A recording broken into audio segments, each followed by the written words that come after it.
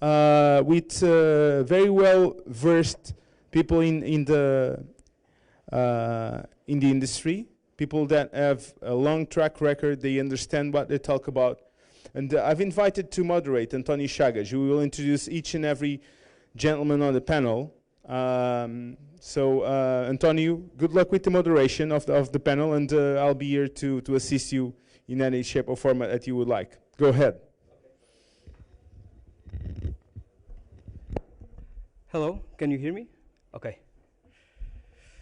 First of all, well, it's amazing to be here. Thank you so much for the organization for inviting me and inviting to all the other guests. It's clearly, as I said, it's clearly amazing the fact that standing here in Algarve, in my region, talking about crypto, talking about mass adoption and what is going to be what is going to be the world in the next few years to come. Of course, I'm not going to be alone. I'm going to be with some invites. I'm going to talk a little bit about crypto, about their own projects. I can start with my own. I'm into crypto since 2016. Read the paper first time. I didn't really enjoy it. I didn't believe in it. But I believe it's pretty much like everyone else. The second time I really understood. I really comprehended. I saw what was going to be really. Going to be a breakthrough in the financial world, because my background is in finance. And I started to evolve into create my own crypto community, to build up podcasts. And I started the podcast along with three other friends 3 years ago.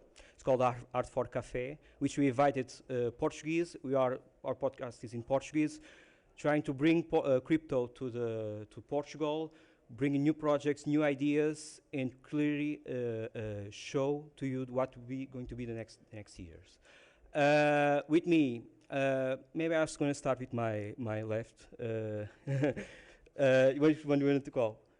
Okay. Me? Okay, talk. João, I'm going to talk to you. Okay, can talk a little bit about. First of all, I'm going to ask everyone to talk a little bit about themselves. And then I'm going to ask each one of them about their projects. Okay. Good afternoon. My name is João. What I do? Well, I'm a crypto investor. In fact, today is 1st April, but I quit my job yesterday because I really want to just live from crypto and investments. In fact, I know Bitcoin like since 2013. I read, because at that time I worked with Chinese market to import some things. And I share with the friends, but no care. But 1 year ago, I decided, no, okay, it's the first time I need to buy some crypto. And I buy Ethereum and Litecoin. Then I met some guys like Chagas. And then was an amazing travel, because during this 1 year, we create also a podcast on YouTube. We make like commodity and crypto. We create a really good community in Portugal. And yes, just 1 year, but I'm a fan of cryptocurrency and everything you can do, like DeFi. I don't know if you are aware. For me, it's incredible what you can do with your assets. You can make a borrow in a seconds without give you any signature identity. It's amazing, and the profits that you can get. Okay, now is Jorge. Hello, I'm Jorge Batista. I've been in crypto. First time I heard about it was like I think 2012, 2013. At first, like you, at first I didn't really believe in it. To be fair, I mean, it just didn't click for me at first, and I was like thinking, I don't know. I mean, how can you make like money out of running something on your computer? You know, didn't click for me. But then I started digging into it and learning about it more and more, and started to learn the fundamentals of how it works, and by then I started to actually see the potential that it had. And a few years later, I started to develop projects, because I'm a software engineer. So I started developing projects, and my clients sometimes would ask to have payments in cryptocurrencies. So me and my business associate, we started looking into what was available at the market at the time, and back then the solutions were very, very poor, you know. So we thought to ourselves, I mean, we can do something better than this. We can do something better than what is available.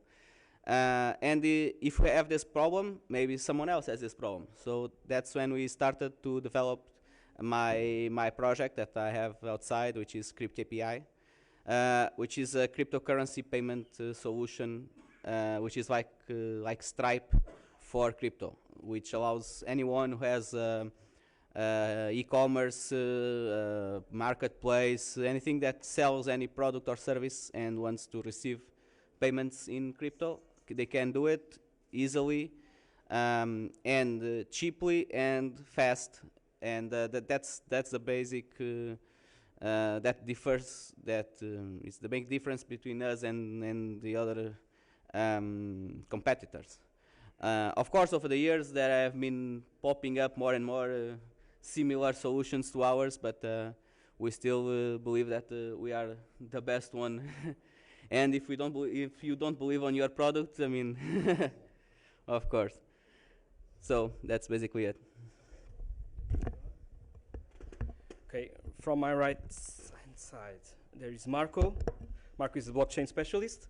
That's what I was called. Not my words. You're going to talk a little bit about what you bring. All right. So hi, I'm Marco Peerboom. I have been working in the crypto industry since pretty much the dawn of time of the crypto industry. I'm one of the few people that actually writes blockchain code, I think. There's not a lot of those around. I worked on in and around Bitcoin. I'm one of the founders of Decred, so I worked on that for a very long time. I'm currently on medical leave, so I'm not affiliated today. But I worked on things like blockchain governance, so timestamping on blockchains. I mean, years and years of just blockchain development and blockchain type projects and things that are surrounded with it. So I write code. And he's living here in Algarve. And I did move to the Algarve. Okay. You can try this. Okay, and then is Hugo. Hello. Hugo. Okay. Can talk about this? Hugo is our Bitcoin. Are you finished, Marco? Sure. Hugo is our Bitcoin enthusiast. Talk a little bit about yourself. Hugo, what brought you to Bitcoin? Hello, everyone. I'm Hugo Ramos. The first time I heard about Bitcoin was in 2015. I don't know if this is a bit louder than the other one, but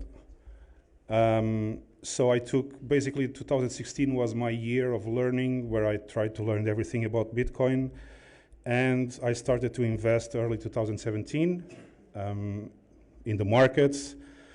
There was a period of my life which I don't like to discuss very much, when I also bought some shitcoins. But I am today what's known as a Bitcoin maximalist, a very toxic one, so I don't believe in any other coin except Bitcoin. And I don't even talk about them, and I don't talk about NFTs. So for me, what you guys call crypto, I call Bitcoin. And there's nothing else. So basically I started as everyone else around 2017. And my incentive was, of course, seeing that Bitcoin was a valuable asset, which I also don't believe today it's an asset. I believe it's a currency. And it's the currency of freedom. And I was actually really, just a few weeks ago, I came back from El Salvador, where I spent almost 2 months evaluating what's happening there. And so I changed my mindset over the years since 2016 to today, believing that Bitcoin is the only real coin that exists, the only decentralized coin, and the only one that allows everyone to be a free person. So I changed my mind from the technical analysis, which I created a podcast also about technical analysis 1 year ago, 1 year and a half ago, which is FU Money podcast. I also have the Portuguese channel and the news channel, so there are 3 channels on YouTube with this name. But over time, I came to realize that it's not about the money. It's about freedom. And that's what I believe today about Bitcoin. It's the only way for everyone to be free in a very corrupt fiat world. So this is who I am. Thank you, Hugo. As you see, even in crypto, there are a lot of subculture, subgroups inside of it. For example, that's the reason why I invited also Hugo, is because he brings the view that is Bitcoin maximalist. He only believes in Bitcoin. Bitcoin is the only asset there is. Okay, move on. I forgot to say one thing, sorry. Okay, I'm not just an investor of Bitcoin, I believe it as a currency, and so I also am a miner. So I forgot to mention this. I started to mine in 2017 when I didn't realize that Bitcoin was the only thing for me. I was mining Ethereum. Recently, about 1 year and a half or 2 years ago, I sold all my mining operation of Ethereum, and I've been mining only Bitcoin now. Okay, thank you, Hugo. Okay, I would like to also take some extra time just to talk with George about this project. I didn't think he talked pretty much about it. I want to get, because it's that project he's building on in Algarve, and I want him to talk a little bit. Just 5 minutes if you can. Okay, George. So I'd like to start off. I mean, I disagree with Hugo a bit because I'm used to that. I mean, there are, for everything in life, you need the right tool for the job, and if you want to cut down a tree, you can cut down a tree with a hammer, if you want, but it's not the most efficient way. And it's the same with crypto. There are different cryptos which have different use cases and different purposes, and just one to do everything, I don't think it's the right approach. You should choose whichever is the best tool to do the job that you want to accomplish. Now about my company. So I'm living in Portimão. The main development is there, and we are, like I said, we are a cryptocurrency payment solution. Basically, you allow anyone who is selling anything to get paid in crypto. We have been in the market since 2018. We launched early 2018. And so we've been on the market already for 4 years. And it's been growing very much, especially with the mainstream people. We approached some companies back in 2018, 2019, and they were like, we don't want to hear about crypto, we don't want to deal with it, we don't touch it with a 10-foot pole.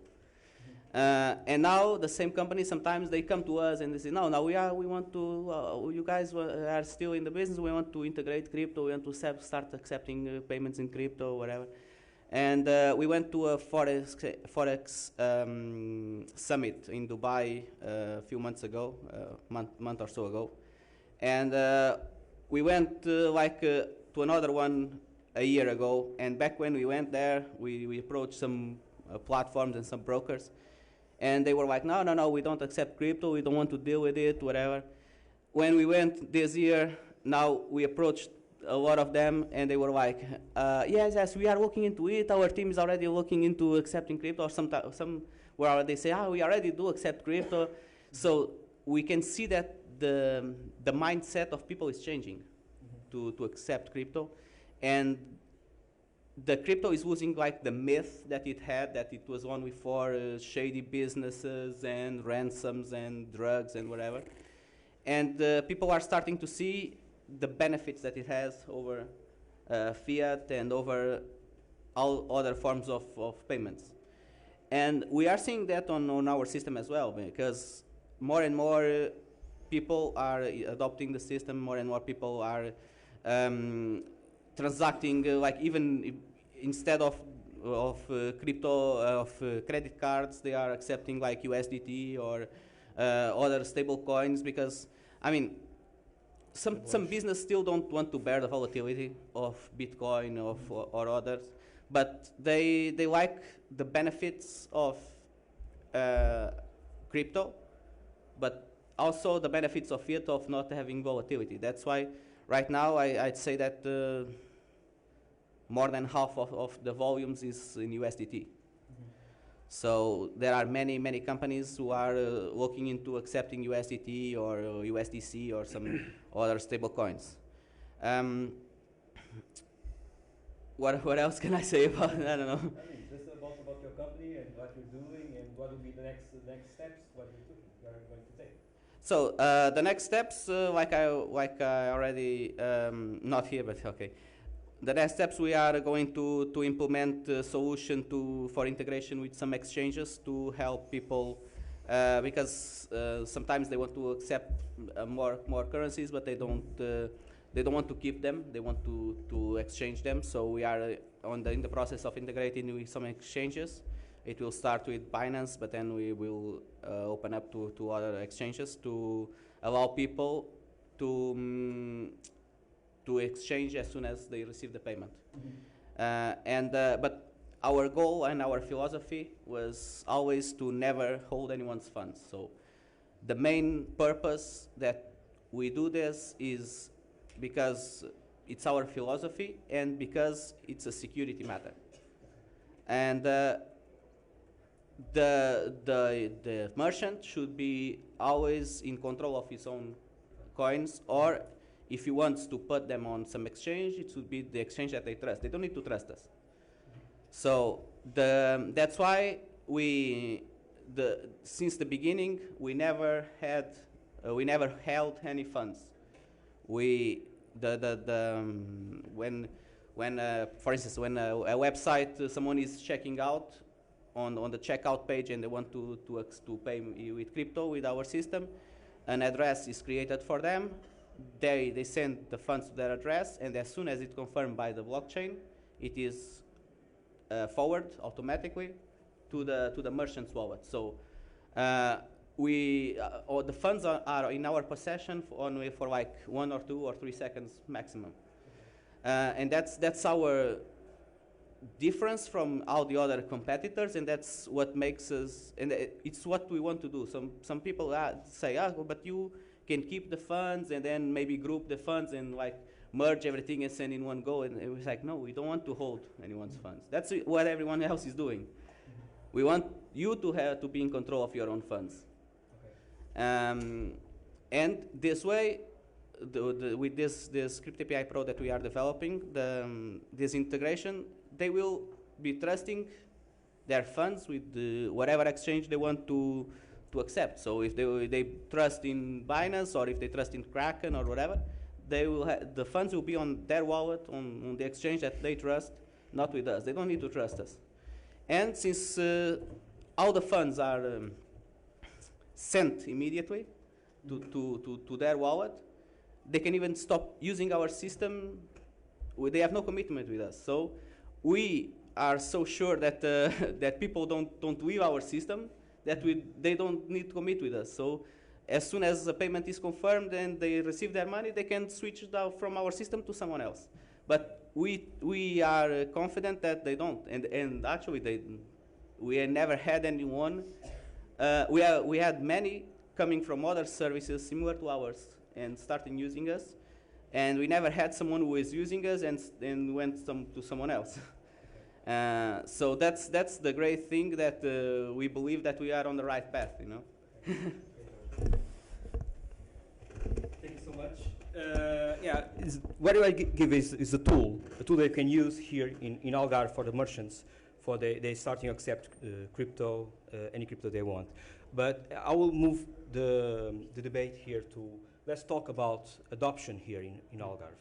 How can we, I mean, you have this tool, now you have at least one company that is already working a solution for the merchants, but how can we build, like in a region of Algarve, with all the specifics that we have here, create or increase the adoption and people are talking and using more crypto? I know, João, can you give us what will be like your idea, from your background, your perspective, you're living here in Algarve, what could be like ideas, things that you could do or governments could do to increase adoption? Okay, well, I think this should start by the spread the word and start by the people. Like I remember last year was one restaurant that make publicity and post. Now we accept Bitcoin and also Ethereum and like that. I think not thinking only on the government and politicians. I think that the companies, the stores, or also the Portuguese community, just go to the stores, I don't know, create an idea, go to the stores, hey, did you heard about Bitcoin? Did you understand how it's easy you could receive these payments? I also, like Hugo always do, hey, do you receive, whatever you pay, hey, do you receive Bitcoin? I don't know, if you speak about that, we'll stay and we can grow that. And they after many people do it, they will start, I need to look into this. Yes, I think there is a story about Red Bull. Yes, like Red Bull. Red Bull makes something like that. Ask everyone. There is a story. Real marketing. Yes, real marketing. Wow, what? We'll start. Marco, I know you don't have much experience living here, you already have some, okay? From your point of view, what would be like these ideas that you could start to bring to Algarve, to make our merchants start to accept crypto? What do you say? Yeah, I'm going to have a non-popular opinion here. More than mine? No, but this one actually goes a little bit against, I guess, Portuguese culture a little bit. Okay. The way to attract business and the way to attract developers is again, not popular, but it is by tax incentives. If you want to bring people here, what you need to do is create a tax haven for developers in the crypto space and say, hey, you know what? If you move here, we are not going to tax you for this, and that. People always fall on the money. And again, I know that a lot of people are always reacting negatively to that, but that is the actual reality of it. So if you look at the economics, if you want to create a tech hub, like we are trying to do here, what the government of Portugal needs to do, what the government of the Algarve needs to do is offer incentives. Move here, get this for free. Yeah. Again, I know this is not a popular view, but this actually works. Yeah. So as a person who has lived in the United States for a very long time, I can tell you that, I'm from Austin, by the way, Austin, Texas. So guess why Tesla showed up in Austin, Texas? Because it was offered a very good deal on its tax incentives. You know what? You move here, you don't pay taxes for 10 years. That is a huge deal, right? Because now you don't pay all these, in Portugal it has ridiculous taxes. Let's also get it out of the way. 23% IVA, that is absurd. That is absolutely unheard of in the normal world. Those are not numbers that people should be talking about. 50, 60% of income tax, ridiculous. People are not going to be willing to work. The main issue in Portugal is that taxes are incredibly high, way too high. You want to attract people, you want to attract talents, do you want to build a vibrant community? Lower your taxes. Give people tax incentives. Keep the people that actually are viable in your community in here. You do not want to keep the people that are living off the government. You want to bring in the people that will pay the government. So you want to have highly educated, people that actually provide. And again, I know this is an unpopular stance to take here in Portugal, but this is what's missing in Portugal. Yeah. Portugal did one thing incredibly well. So when they passed a crypto law, that made a real change. So in the US, I'm talking to people every day, is like, oh, we're going to go move to Portugal. The only reason was, oh, you get tax-free crypto exchange. Yeah. So let's do the math here, people. So people want to move here just based on that. Yeah. But then they get here, then there's all the other things, right? Yeah. So yeah, I guess my point is taxes suck. Yeah. We don't want to pay them. Yeah. Okay. João also wants to say something. In fact, I want just to comment. I really agree with you, and we had an example in Portugal. For instance, if you are retired, you come to Portugal, they have 10 years free tax. Okay, they don't pay now, but they are bringing the money. We see the real estate, is increased. They spend their money. Our health system is also contributed by them, and have worked.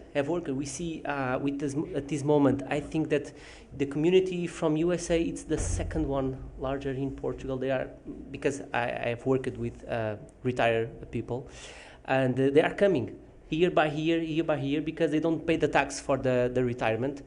And if in other hand, if the young people, the talent, the acknowledgement come to Portugal, okay, they don't pay for fiat cryptocurrency, but they will spend the money, the things will work. I really agree with that.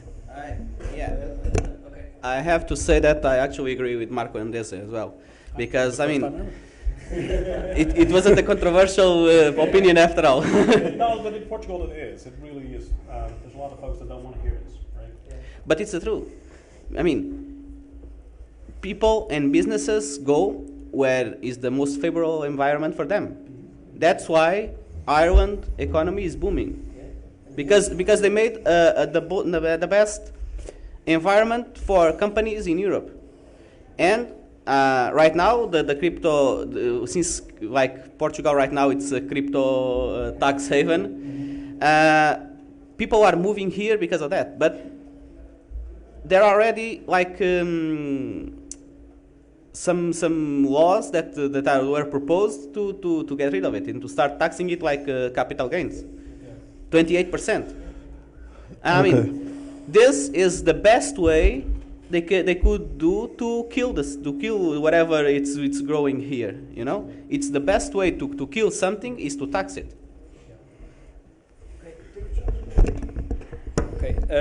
Yeah, I would say that I'll just add on that it's tax haven for if you want to spend it, but if you want to build a company here, forget it. You're going to have a lot of difficulties. That's where you're getting there. It's supposed to be. It's not. It's haven't. I mean, so you can change. You don't pay taxes on your exchange, but I mean, you can change. But if you want to create a company, if you want to build something in crypto, you can't. So it makes perfectly no sense. So it's not tax haven. It's not a heaven for crypto. I was just finally for Hugo. Hugo, I will add something.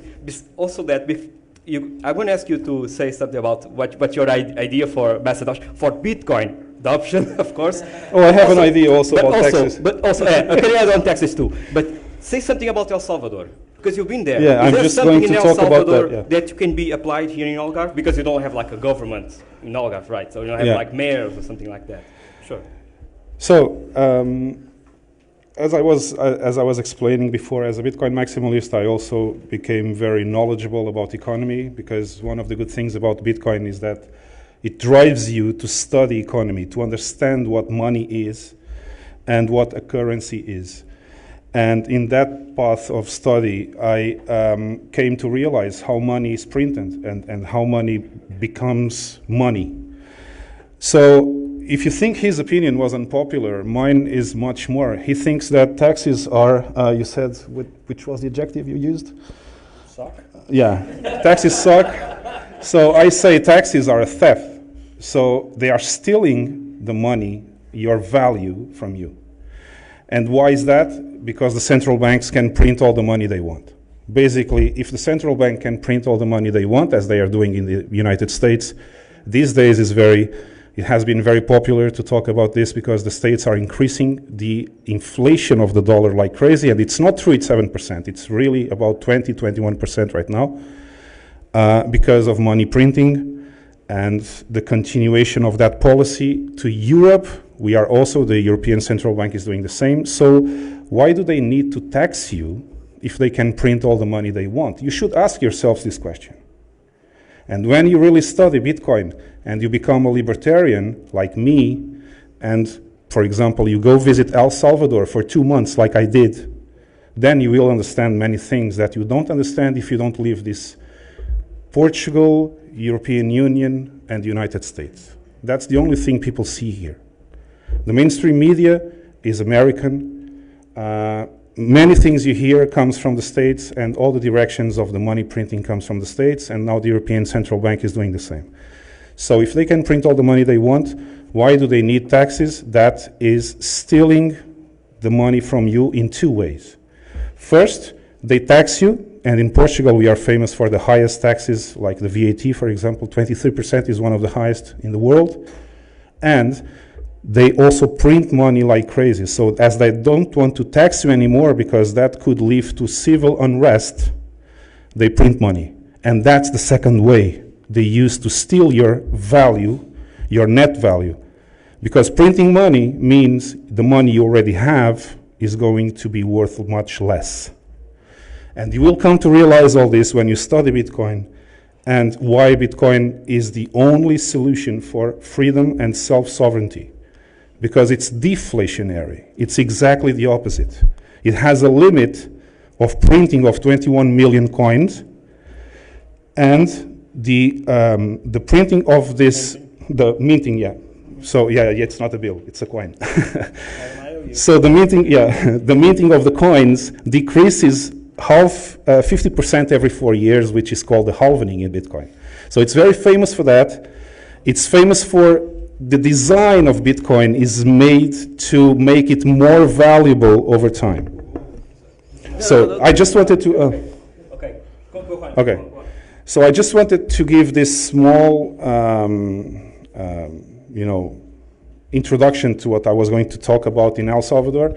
But this is really important. If you study this and you see there's lots of videos on YouTube. You can watch how the money is printed and how the governments get the money from the central banks, and they create debt, and that debt is always increasing because the money is worth much less over time.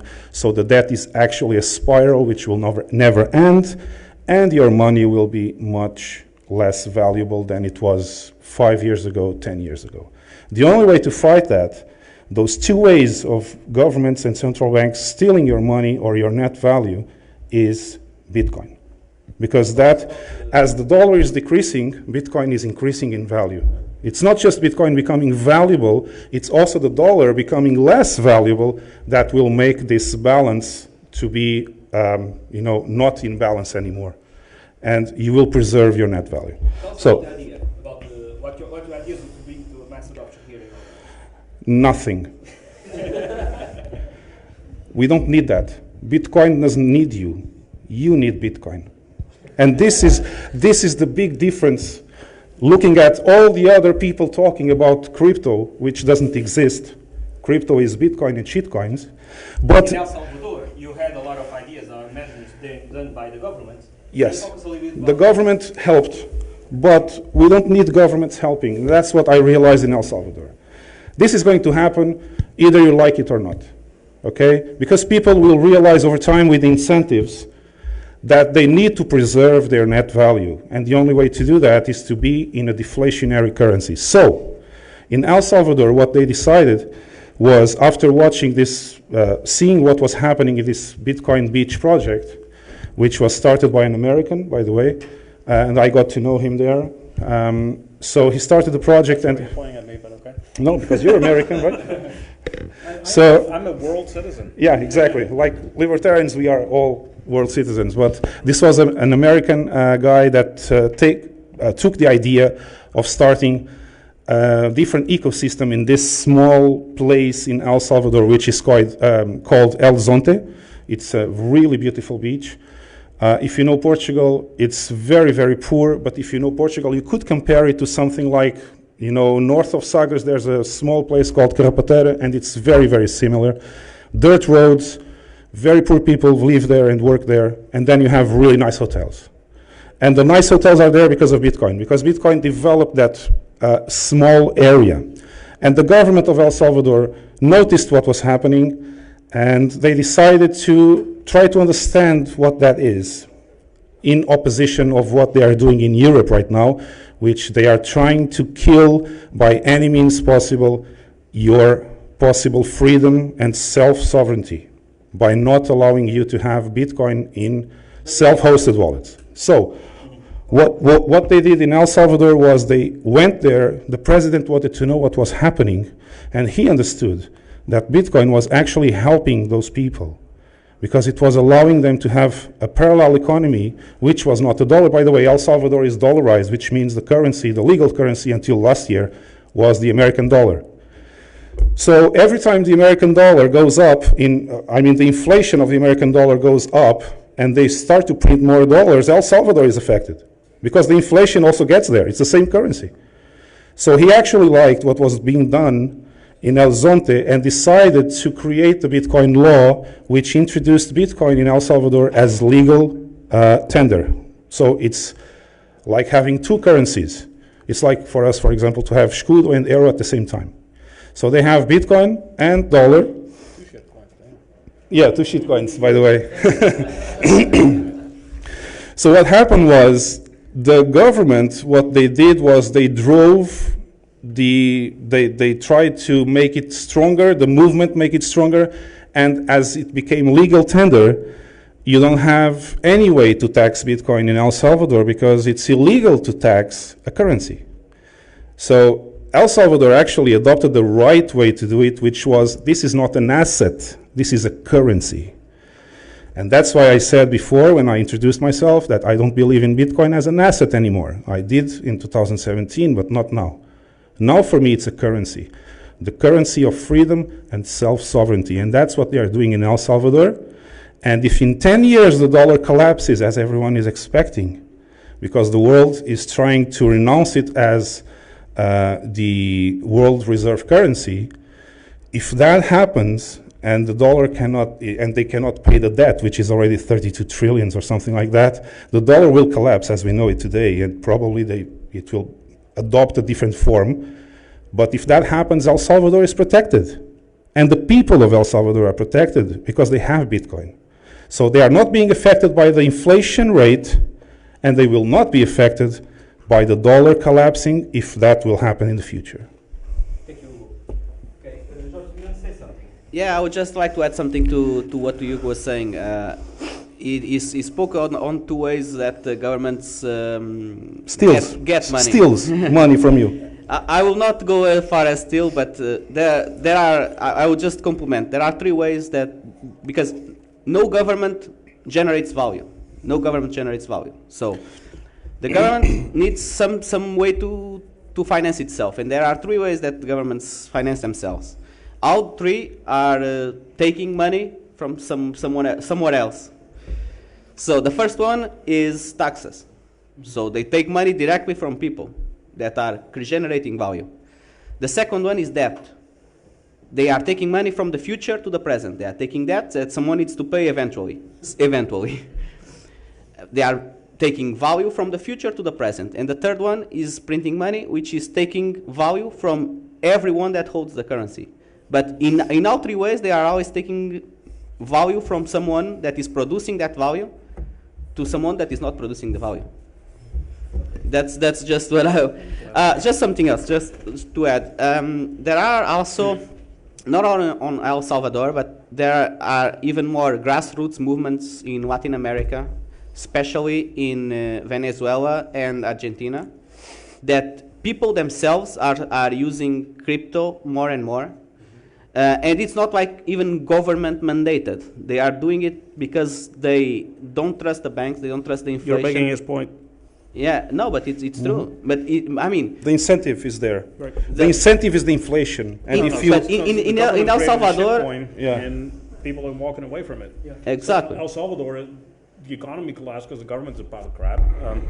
Let's call it by its name. And the same is happening in Argentina as well. So Argentina is going to default again for like Turkey. So yeah, The clearly inevitable in these types of places. I know people in Argentina that they don't have bank accounts because they don't trust the banks and they don't want to hold a currency that is losing its value every second. So, and all their assets are in crypto. All their money, their wealth is in crypto, and they don't even have bank accounts. by the way, I just forgot to mention, Just a short comment. yeah, you can go ahead. And I will. Just when I just realized this when I start with crypto, and I was shocked, like, because if you just keep fiat, you earn this, you pay to the government, so you will have less, and then they keep printing. Mm-hmm. So this money that you keep will worth less, Mm-hmm. and over again. Exactly. What is the maximum supply of the fiat? You don't There is know. no maximum supply, and when that is you the speak problem. about Bitcoin, oh, that is a Ponzi. But how many? Yeah. I don't remember what was the percentage of the dollars printing during the COVID. Was an inside? I don't remember. It was like No, 25% of all dollars in existence were printed since 2020. Can you imagine 1/4 of all the dollars that exist in the world were printed in the last 2 years. Okay. And that's why the real inflation is not 7% as they say. The real inflation is now around 21%. Okay? And the difference is Bitcoin has a limit of 21 million coins, and we are right now exactly approaching the 19 million that were already minted. Okay. Thank you. So we are really close to get to 21 million, but you will not see it happening because as every 4 years, the minting of the coins is decreased by half. The last one to be printed will be in 2140. So this means that it will take until 2140 to get the last minted coin from the blockchain, okay? So you will not see it, but the real principle here is that it's deflationary. So it has a limit, and everyone knows this from the start. It will be only 21 million, which from those 21 million already, almost 2 million, if I'm not mistaken, are lost already because people lost the keys or for some other reason, so they cannot be moved. It's like if they don't exist, which makes the rest of the Bitcoins existing more valuable even, okay? Okay, Hugo. Mm-hmm. Okay, so just wrap up because we're already too above the time that was scheduled. Anyway, thank you so much. Thank you, Jorge. Thank you, João. Thank you, Marco. Thank you, Hugo. There is so much to talk about. As you know, I could try to bring very different ideas, very different views for crypto. What is going on is just the beginning. Thank you so much for joining us, and see you next time. Bye.